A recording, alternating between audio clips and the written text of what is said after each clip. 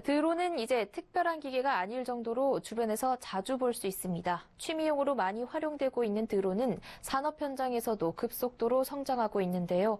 중국이 전 세계 드론 시장을 선도하고 있는데 후발주자인 우리나라는 아직 시장 형성조차 안 되고 있습니다. 왜 그런 것인지 이보경 기자와 이야기 나눠보겠습니다. 안녕하세요. 안녕하세요. 네, 요새 한강 같은 데 나가보면 드론 날리고 있는 모습 자주 볼 수 있는데요. 드론 기술이 발달하면서 이렇게 다양하게 쓰이고 있는 것 같은데 드론 서비스가 어떤 것들이 있는지 좀 소개해 주시죠. 네. 영상 보시면서 소개해드리겠습니다. 인천의 한 해수욕장인데요. 드론이 날아오릅니다. 이렇게 이륙한 드론은 날아다니면서 해수욕장 상황을 찍어서 관제 차량 모니터로 전송해줍니다. 영상에 물에 빠진 사람이 포착되면 바로 구조 전용 드론이 날아오르고 사고 지점에서 튜브를 떨어뜨립니다. 바로 이어서 119가 물에 빠진 사람을 구조합니다. 이 드론이 바로 영상을 찍어 보내주고 구명 장비까지 전달하니까 1분 1초가 바쁜 사고 상황에서 대처가 용이해진 겁니다. 또 드론에 찍힌 영상에서 사람의 얼굴도 분간할 수 있는데요. 사진과 실제 얼굴을 비교해서 미아나 범죄자 등을 찾아내는 데도 사용될 수 있습니다. 또 드론에 열 화상 카메라를 붙이면 산불 현장을 관측할 수도 있습니다. 따라서 종합적인 판단을 내리고 빠르게 대응을 할 수 있게 됩니다. 이렇게 드론의 LTE 기술이 더해지면서 사람이 접근하기 힘든 지역에서 발생한 이 재난에 대응을 하거나 구조 활동을 하는 데 크게 도움이 될 수 있을 것으로 보입니다. 관련자 얘기 들어보시죠. 재난 환경에 처했을 때 그 인간이 감지하는 게 아니고 그 장착되어 있는 3차원 감시망에 의한 처리 알고리즘, 그래서 빠르게 알아볼 수 있고요. 또 그 거리에 제한 없이 또 정보들을 빨리 송신하고 수신할 수 있다는 게 이제 장점입니다. 네, 드론이 생활 속으로 밀접하게 들어오는 만큼 시장도 커지고 있는 것 같은데요. 드론 시장 규모는 어떻게 되나요? 네.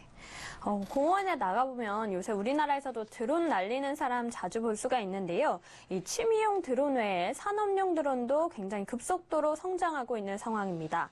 CJ 대한통운이 작년부터 사람의 조종 없이 센터 곳곳을 스스로 비행하면서 카메라로 유통기한 등 화물 정보를 수집하는 드론을 시험 중에 있고요. 또 작년 11월 한 달간 강원 영월군에서 국내 최초로 물류 배송 실험도 했습니다. 또 미국의 아마존 기업은 지난해 12월 말 드론 택배를 영국 런던에서 시연하는 데 성공한 바 있고요. 또 이 밖에 농약 등을 뿌릴 수 있는 농업용 드론을 비롯해 운송과 건설, 측량, 보안 등 다양한 산업 분야에서 드론이 활용이 되고 있습니다. 또 시장 조사 업체인 가트너는 올해 전 세계 드론 시장의 규모를 작년보다 34.3% 증가한 60억 4천만 달러로 예상을 했습니다. 주로 사진과 동영상을 촬영하는 데 쓰이는 개인용 드론 시장 규모는 23억 6천만 달러나 되고요. 또 택배나 재난구조와 같은 상업용 드론 시장 규모는 36억 8천만 달러로 추정이 됐습니다. 네, 이렇게 드론 시장이 전 세계적으로 빠르게 커지고 있는 것 같은데 현재 우리나라 드론 산업 수준은 어느 정도인가요? 네. 우선 전 세계에서 현재 드론 제조 분야에서 1위 기업부터 살펴보면 이 중국의 DJI인데요. 2006년에 중국 선전에서 벤처기업으로 시작했습니다. 이 기업은 10년 만에 전 세계 민간 드론 제조 시장의 70%를 차지한 기업이 됐는데요. 기업 가치는 11조 원을 넘어섰습니다. 이 DJI를 비롯해서 중국의 드론 업체들은 세계 최초의 유인 드론을 개발하는 등 앞선 기술력으로 시장을 선점해 나가고 있습니다. 중국이 이렇게 드론 시장을 장악할 수 있었던 건 규제가 열려있기 때문인데요. 중국은 드론 관련 규제가 네거티브 규제로 돼 있습니다. 그러니까 이것만 된다라는 것이 아니라 이거 빼곤 다 된다, 이렇게 법에 규정돼 있는 건데요. 이렇게 열린 규제 덕에 다양한 테스트도 가능하고 자연히 시장도 성장할 수 있었던 겁니다. 반면에 우리나라 드론 산업의 경우에는 규제에 가로막힌 상황인데요.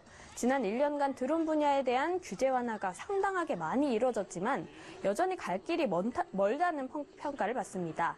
한국에서 드론을 테스트할 수 있는 지역은 부산과 대구, 강원도 영월, 또 전주, 고성 등 7개 지역에 불과합니다.